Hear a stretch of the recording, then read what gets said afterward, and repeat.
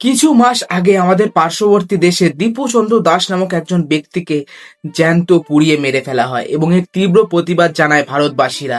তারা সোশ্যাল মিডিয়াতে, নিউজ পোর্টালে, রিলসের মাধ্যমে তীব্র প্রতিবাদ জানায় এবং তারা এই ঘোষণা করে যে আমরা সেই দেশের বিভিন্ন জিনিসকে বয়কট করে দেব। এবং এর পরিপ্রেক্ষিতে কলকাতা নাইট রাইডার্সের কেনা একটি প্লেয়ার, যে বলার পেশায়, তাকে সরিয়ে দেওয়া হয় আইপিএল থেকে। এই যে দীপু চন্দ্র দাসকে পুড়িয়ে মেরে ফেলা হয়, এই জিনিসটা নিয়ে তুমুল আলোচনা হয় 2-3 সপ্তাহ ধরে।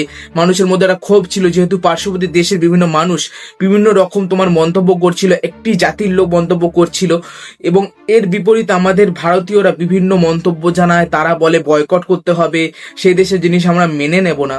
সেই আগুনটা 2-3 সপ্তাহ ধরে ছড়ায়, চারিদিকে কথা হয়, কিন্তু এর আগুন ধীরে ধীরে নিভে যায়। এবং এর পরিপ্রেক্ষিতে কি হচ্ছে, মানুষ তখন যখন বলেছিল আমরা সেই দেশের জিনিসকে বয়কট করব, মানুষ এই সময় দাঁড়িয়ে সেই জিনিসটা ভুলে গেছে। আমাদের পার্শ্ববর্তী দেশের 2-3টে সিনেমা রিলিজ হয়েছে এবং সেই সিনেমা নিয়ে মানুষ হইচই করছে, মানুষ সেই সিনেমা নিয়ে কথা বলছে।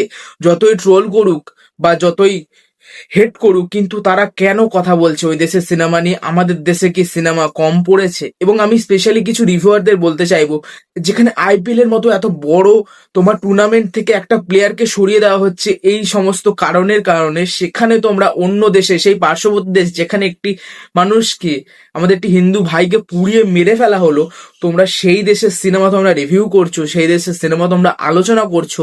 তোমাদের মধ্যে কতটুকু লজ্জা না থাকলে তোমরা সেটা করতে পারো? যবে থেকে এই ঘটনাটা ঘটেছে ভাই, আমি প্রতিজ্ঞা নিয়েছি এইসব নিয়ে আমি ভিডিও বানাবো না। আমি এর আগে যখন এই ঘটনাটা হওয়ার আগে আমি ট্রেলার রিভিউ করতাম, টিজার রিভিউ করতাম, লুক রিভিউ দিতাম, যেমনই হোক আমি বলতাম। কিন্তু এই জিনিসটার পর থেকে ভাই আমার মন উঠে গেছে। একটা ঘটনা যখন, এত বাজে ঘটনা, একটা মানুষকে পুড়িয়ে মেরে ফেলা হচ্ছে একটা মিথ্যে তোমার অভিযোগ দিয়ে, তুমি সেই দেশেরই সিনেমাটাকে তুমি রিভিউ করছো, সেই নিয়ে আলোচনা করছো।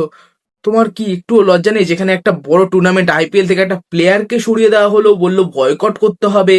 যদি ওই প্লেয়ারটা ওই দলে খেলে, কেকেআর টিমে, তাহলে সেই দলটা টেররিস্ট দল, এরকম এত কিছু আলোচনা হলো। সেখানে দাঁড়িয়ে কিছু মাস পরে যখন এর আগুনটা নিভে গেছে, মানুষ ভুলেই গেছে, সেখানে তোমরা সেই দেশের সিনেমা নিয়ে আলোচনা করছো, রিভিউ করছো। কেন ভাই? ওই দেশের সিনেমায় কি আহামরি আছে? ওই দেশের সিনেমা আমাদের দেশের সিনেমা বলতে ওই কলকাতার সিনেমাকেই চেনে, কলকাতার এই বাংলা সিনেমাকেই চেনে। আমাদের ইন্ডিয়া ভাই, ওটা একটা অন্য দেশ যেখানে ওই খাজা মার্কা সিনেমা হয়। কিন্তু ইন্ডিয়াতে, সাউথ ইন্ডিয়া ভালো সিনেমা হয়, ঠিক আছে, নর্থ ইন্ডিয়ায় ভালো সিনেমা হয়, এবং আমাদের বাংলা ইন্ডাস্ট্রিতেও ভালো সিনেমা হয়, ওদের থেকে ঢের গুণ ভালো। ওই দেশে তো সালারের কপি করা হয়, গুড লাইফের কপি করা হয়, কেজিএফ 2 এর কপি করা হয়। এমন না যে আমরা কিছু কপি করি না বা আমরা ইন্সপায়ার্ড হই না, কিন্তু আমাদের সিনেমা ওদের থেকে অনেকটা বেটার। আমরা কেন ওই দেশের সিনেমা নিয়ে আলোচনা করব? আমাদের দেশে কি সিনেমা কম পড়েছে? নাকি কিছু ভিউর জন্য, কিছু টাকার জন্য নিজেদের সম্মানটা, যেটা আমরা 2-3 মাস আগে বলেছিলাম বয়কট করে দেবো, সেই সিনেমা আমরা দেখবো না, ওই সিনেমা নিয়ে আমরা কেন আলোচনা করছি?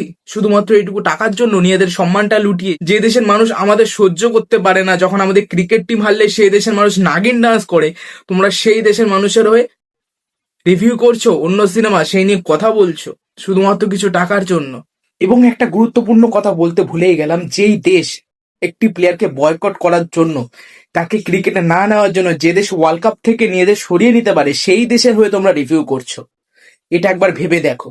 এখানে একটি মানুষকে জ্যান্ত পুড়িয়ে মেরে ফেলা হলো, কত রকম মিথ্যে অপবাদ দেওয়া হলো, তোমরা সেই দেশের সিনেমা রিভিউ করছো, সব ভুলে গেছো। কিছুদিন আগে প্রতিবাদ করছিল, এখন সেই সিনেমা নিয়ে রিভিউ করছো। এবং সব থেকে লজ্জার বিষয়, একটি প্রোডাকশন হাউস সেই সিনেমাটাকে আবার ডিস্ট্রিবিউট করছে, ঠিক আছে, কি একটা নাম, ভেঙ্কাটেশ ভেঞ্চার্স, কি সব নাম, তারা এটাকে ডিস্ট্রিবিউট করছে বিশাল ভাবে। সত্যি ভাই, আমরা বাঙালিটা সত্যি সবকিছু ভুলে যাই। তাহলে ক্রিকেটারটাকে কেন বয়কট করা হলো? বেকার প্লেয়ারটাকে এত টাকা দিয়ে কিনলো, ভালো বলার, কেন বয়কট করা হলো? কোনো দরকার ছিল না। আমাদের দেশে কি ক্রিকেট মানেই সবকিছু, আর কোনো কিছুর গুরুত্ব নেই? সিনেমা চলবে চলবে, ক্রিকেটারকে আগে বয়কট করি? মানে ক্রিকেটের না বড় নাম আছে বলে ক্রিকেটারটাকে বাদ দিলাম।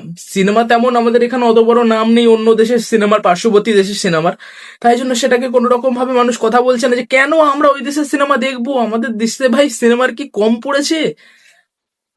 পার্শ্ববর্তী দেশ সিনেমা বলতে শুধু কলকাতা সিনেমা চেনে, ওরা তো আমাদের পুরো ইন্ডিয়ার সিনেমা ঝাপে, সাউথ ইন্ডিয়ার সিনেমা ঝাপে। ওরা ওরা কি ইন্ডিয়া বলতে শুধু কলকাতা বোঝে?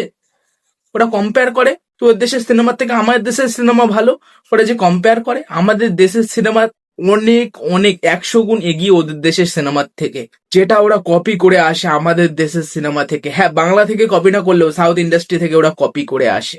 যদি একটুকু লজ্জা থাকে তো ওদের দেশের সিনেমা নিয়ে কথা বলো না, আর যদি একটুও লজ্জা না থাকে ওদের পা চাটো, ওদের আপ টু ডেট দাও, গোপ কাটলো আপ টু ডেট, এখানে গেল আপ টু ডেট, সবকিছু আপ টু ডেট করতে থাকো। যদি তোমাদের লজ্জাটুকু না থাকে, যদি নিজেকে মানুষ না মনে করো, তাহলে রিভিউ করো। জাস্ট এটুকুই বলবো। আজকের ভিডিওটা এই অবধি। মনে হলো বলি, কারণ এই জিনিসটা সোশ্যাল মিডিয়া চারিদিকে ছড়িয়ে রয়েছে, মনে হলো বলা দরকার। কিছু ফেসবুক অ্যাকাউন্ট থাকে পার্শ্ববর্তী দেশে, সেটা তো আমি সরাতে পারবো না, বারবার ফেসবুকে আসতেই থাকে। এবং অনেকে বলে যে ওই দেশের থেকে আমাদের ভালো ভিউ আসে। ভাই, ভিউ আসুক বা না আসুক আমার কোনো তফাৎ যায় না। আমার যেটা বলার আমি বললাম, ঠিক আছে? লোকে শুনলে শুনবে, না শুনলে না শুন, এবার তোমাদের ব্যাপার। এবং আমি ভিউ টাকার অত যা আসে না আমার।